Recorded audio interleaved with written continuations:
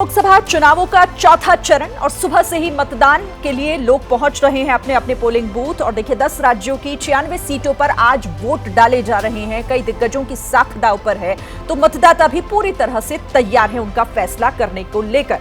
तस्वीरें अलग अलग जगहों की आपके टेलीविजन स्क्रीन पर। पुलवामा, उन्नाव, हैदराबाद, आसनसोल, विशाखापट्टनम, बीरभूम, श्रीनगर, समस्तीपुर, बडगाम और बेगूसराय, जहां जहां पर वोट डाला जा रहा है वहां की अलग अलग तस्वीरें इस वक्त आप सुबह से ही देख रहे हैं एबीपी न्यूज पर। और जिस तरह से वोटर्स का उत्साह देखने को मिल रहा है, सुबह सवेरे भारी संख्या में लोग पहुंच रहे हैं, ये देखकर ये समझ आ रहा है कि लोगों ने कितनी तैयारी की है। बहरहाल देखिए, इन तस्वीरों के अलावा कन्हैया कुमार जो वोट डालने के लिए बिहार के बेगूसराय पहुंचे हैं। कन्हैया इस बार नॉर्थ ईस्ट दिल्ली सीट से चुनाव लड़ रहे हैं और कांग्रेस के प्रत्याशी हैं। उन्होंने कहा कि इस बार कोई चुनौती नहीं है। सुन लीजिए। कन्हैया कुमार बेगूसराय अपने घर मतदान के लिए पहुंचे हैं और इस बार दिल्ली से उम्मीदवार है, नॉर्थ ईस्ट लोकसभा सीट से। और कन्हैया, इस बार बिहार में कितनी बड़ी चुनौती है इंडिया गठबंधन के लिए सीटें जीतना? पिछली बार एक सीट जीती थी कांग्रेस। 2019 जितनी बड़ी चुनौती तो नहीं है, क्योंकि सारे संगठन जो हैं, सारी पार्टियां साथ में हैं। बेगूसराय की भी अगर हम बात करें तो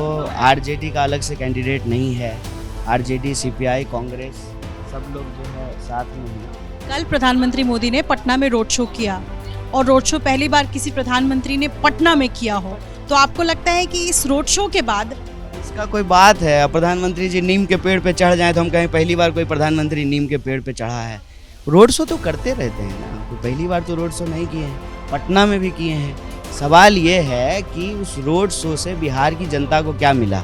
बिहार के लोग जो कह रहे हैं, और नीतीश कुमार जी भी कहते थे कि बिहार को विशेष राज्य का दर्जा मिले, इस पर प्रधानमंत्री जी ने कुछ कहा है? अगर नहीं कहा है तो फिर वो न्यूज हमारे लिए इम्पोर्टेंट नहीं है। कहीं ना कहीं कांग्रेस को घेर रहे हैं अंबानी और अडानी को लेकर के, तो पलड़ा तो अब उनके बॉल उनके कोर्ट में फेंकती है। नहीं तो प्रधानमंत्री वो है ना, गृह मंत्री वो है ना, बीजेपी का गृह मंत्री है ना, तो वो ईडी क्यों नहीं भेज रहे हैं अंबानी अडानी के यहाँ? इनकम टैक्स क्यों नहीं भेज रहे हैं? प्रधानमंत्री जी विपक्ष की तरह तो बात नहीं कर सकते ना। प्रधानमंत्री तो प्रधानमंत्री हैं, लॉ एंड ऑर्डर संभालना उनका काम है। सीबीआई से ही जांच करा लेते, इनकम टैक्स से जांच करा लेते, तो वो क्यों नहीं करा रहे हैं? वो आरोप वो नहीं लगा सकते हैं ना विपक्ष की तरह, वो तो प्रधानमंत्री हैं 2 बार से। केजरीवाल ने कहा कि 75 साल में रिटायर कर जाएंगे प्रधानमंत्री, और अमित शाह ने कहा कि नहीं, पूरा कार्यकाल तय करेंगे पीएम। ये तो हम कब से कह रहे हैं कि वो अपने भतीजे के लिए मेहनत कर रहे हैं, ये तो हम कब से कह रहे हैं।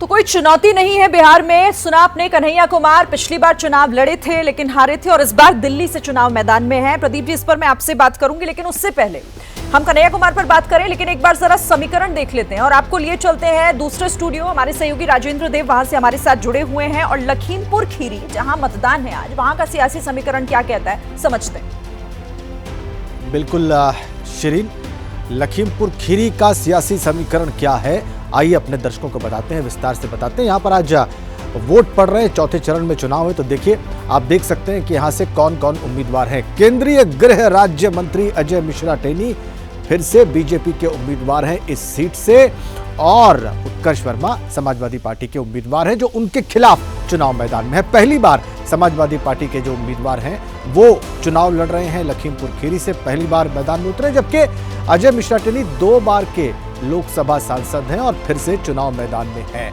हम लखीमपुर खीरी की बात कर रहे हैं, उत्तर प्रदेश की सीट है जहां पर चौथे चरण में आज मतदान हो रहा है। वापस शिरीन के पास चलते हैं। ठीक है राजेंद्र जी, आप हमारे साथ रहिए। तो खीरी का समीकरण आपने समझ लिया। अब लखीमपुर खीरी में केंद्रीय मंत्री अजय मिश्रा टेनी ने मतदान किया और उसके बाद कहा कि हार जीत का फैसला तो जनता करती है, उनका एक ही मकसद होना है, अपने क्षेत्र का विकास करना।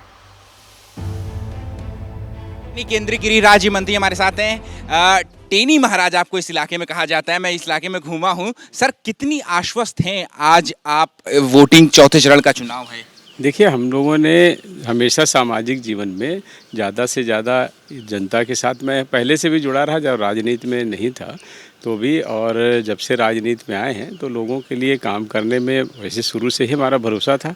और जब विधायक बना, सांसद बना, जिला पंचायत का सदस्य बना, तो उस दृष्टि से जो जो अधिकार मुझे मिलते गए उसके अनुरूप मैंने अपने क्षेत्र का विकास भी किया है और लोगों के काम भी किए हैं। खीरी का जो एक सियासी मिजाज रहा है वो बड़ा ही अस्थाई रहा है। एक बार खीरी की जनता जिस पे भरोसा कर लेती है उसके दामन में बार बार जीत दर्ज कराती है। क्या आपको लगता है कि जीत की हैट्रिक लगा पाएंगे? देखिए, मैं बहुत राजनीतिक व्यक्ति नहीं हूँ। राजनीति का क्या स्थायीकरण है, स्थायीकरण मैं नहीं जानता हूँ।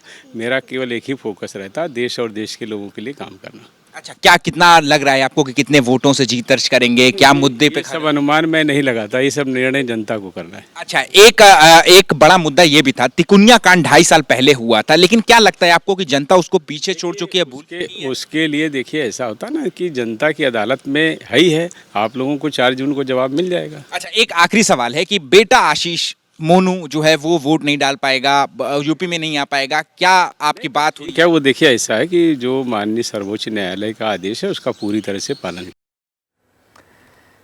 तो अजय मिश्र टेनी को आपने सुना जो कह रहे हैं कि जनता तय करेगी और जनता ने तय कर लिया है। और प्रदीप जी, इस पर आपसे सवाल करते हुए आपको लग रहा है कि इस बार चुनौती होगी, हैट्रिक लगा पाएंगे या नहीं, ये सवाल बना हुआ है? निश्चित रूप से देखिए, 1-2 बार जीतने के बाद तीसरी या चौथी बार जीतना हमेशा चुनौती भरा होता है, कोई भी नेता हो, किसी भी पार्टी का हो। और ख़ास तौर से जो कांड हुआ था उसके बाद असल में विधानसभा चुनाव हुआ।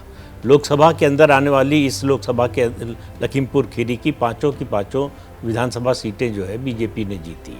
तो एक तरह से कह सकते हैं कि जनता पर उस कांड का प्रतिकूल असर जो है बीजेपी के लिए नहीं पड़ा। बाकी उनके बेटे के बारे में जो भी राय हो लोगों की, अजय मिश्र टेनी के बारे में लोगों की राय नहीं बदली। अब इस चुनाव में पता चलेगा कि उनके बारे में अब उनके अपने लिए वोट मांग रहे हैं, तो उस पर क्या असर होगा, ये इस चुनाव का नतीजा। बिल्कुल, और यही बात वो भी कह रहे थे कि जनता की अदालत में है सब कुछ, वो तय करेगी और 4 जून को ये साफ भी हो जाएगा।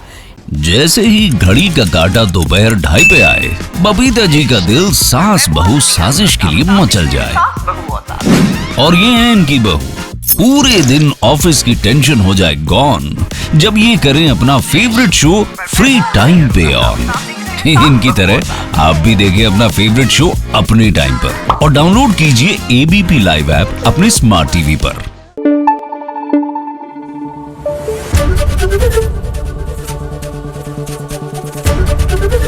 एबीपी न्यूज आपको रखे आगे।